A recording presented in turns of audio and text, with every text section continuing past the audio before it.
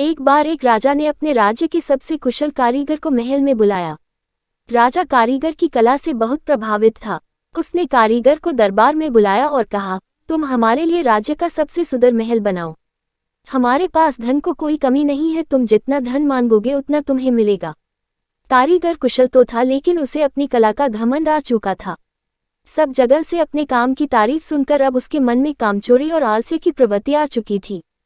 खैर, कारीगर महाराज की आज्ञा पाकर अपने काम में जुट गया। लेकिन थोड़े ही दिन बाद उसके मन में विचार उठा कि क्यों न रद्दी घटिया किस्म का माल लगाकर जल्दी से जल्दी महल का काम समाप्त करके मोटा मुनाफा कमा लिया जाए। और उसने यही किया। कारीगर ने घटिया किस्म का माल लगाकर महल की भूरी दीवारें कड़ी कर दी। कारीगर ने बाहर से महल को सुंदर साज सज्जा से चमका दिया, लेकिन अंदर से महल में कच्चा माल लगा था। थोड़े ही दिन में आकर्षक सुंदरता वाला, सोने सी चमक दमक वाला सुंदर सा महल तैयार हो गया।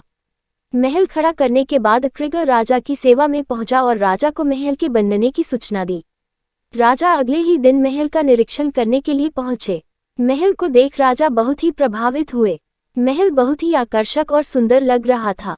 राजा ने कारीगर की बहुत प्रशंसा की और कहा, मैं तुम्हारी कुशलता से बहुत प्रभावित हूँ। इतने सुंदर महल निर्माण के लिए तुम्हें जो भी इनाम दिया जाए वो कम है। मैं सोच रहा हूँ इस अद्भुत कार्य के लिए तुम्हें क्या इनाम दिया जाए। फिर थोड़ा सोच विचार कर महाराज मुस्कुराए और बोले, लो तुम्हें यही महल पुरस्कार में देता हूँ। महाराज की बात सुनकर कारीगर हतप्रभ रह गया। उसे क्या मालूम था कि जिस महल को वह घटिया माल से बना रहा है वही महल एक दिन उसे इनाम में मिल जाएगा।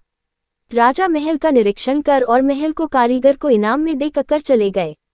कारीगर अपने किए पर मुंह छिपा कर रोने लगा।